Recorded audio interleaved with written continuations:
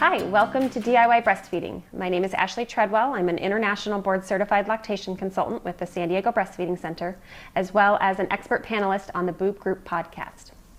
Today I'm going to be talking to you about weaning. Weaning is the process in which a baby stops breastfeeding. There are lots of different reasons that moms want to wean, and we want to support moms who have made this decision. There are some factors to consider when beginning the weaning process, and those are the age of your baby, if your baby is currently exclusively breastfed, and the time frame under which you need to wean. How much time do you have to wean? One thing I'd like to point out is that if your baby is under a year old and you are weaning, it is important that they continue to receive the bulk of their nutrition and calories from either breast milk in a bottle or formula. If the baby's over a year old and you're weaning, they can get their nutritional needs met by solid foods. There are two different basic methods when it comes to weaning, and the first is child-led weaning, and this is just what it sounds like. We let the child sort of drive the process. Another important thing to point out is that babies under a year old don't self-wean. Often moms will mistake either breast refusal, a nursing strike, the baby basically refusing to breastfeed for a certain period of time. Many moms will mistake that for a baby self-weaning, but if a baby's under a year old, they do not self-wean. So there may be something else going on. Sometimes teething, if a baby's teething or sick, it may be uncomfortable for them at times to feed. If they've had more bottles than usual, sometimes that can cause the baby to have trouble at the breast. So if you're experiencing this, it's most likely a phase. If your baby's under a year, I would keep offering. If it continues for much longer than that, seeking the help of an IBCLC is a good idea. So we talked about child-led weaning.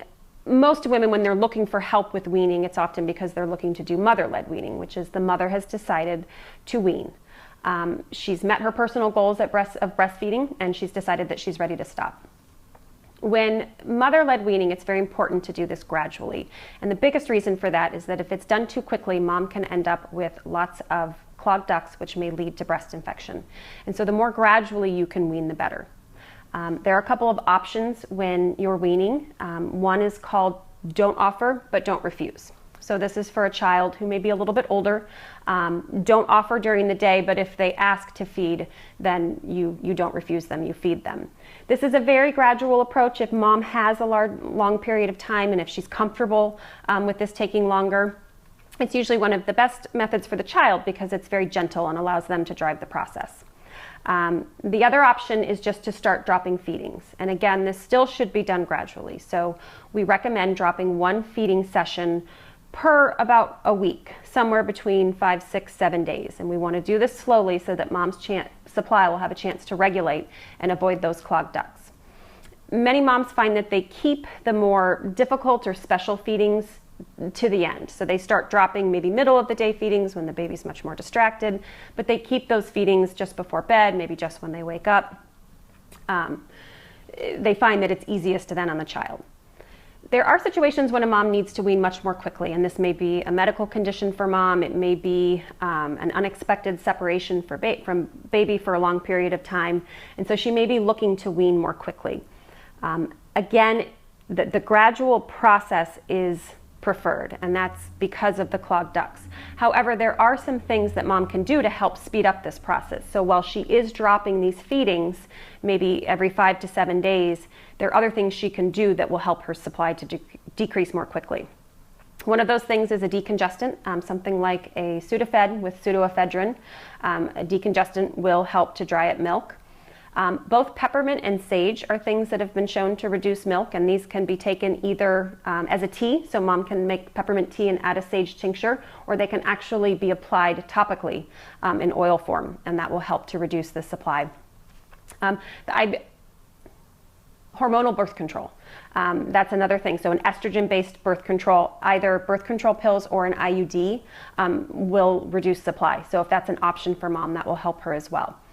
So those things will help to speed up this process. Regardless of the method and the time frame, many moms do report some discomfort during weaning.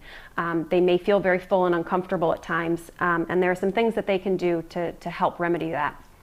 Cold compresses, just frozen peas, will help to reduce the swelling.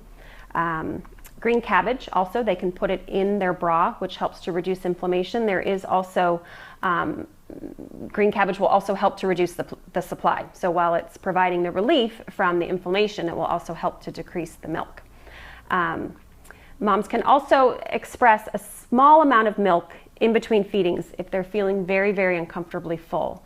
But we always want to remind you that it's important to express only the smallest amount that you need in order to be comfortable. If you continue to express too much milk, then we're increasing supply. I think it's also important for moms to realize that there may be some emotions tied to weaning and how you feel about it, and that they are perfectly normal, and to allow yourself to feel them and experience them as a part of the breastfeeding process. So thank you so much for joining us today to talk about weaning. If you'd like more videos on breastfeeding topics, please visit our YouTube channel, DIY Breastfeeding.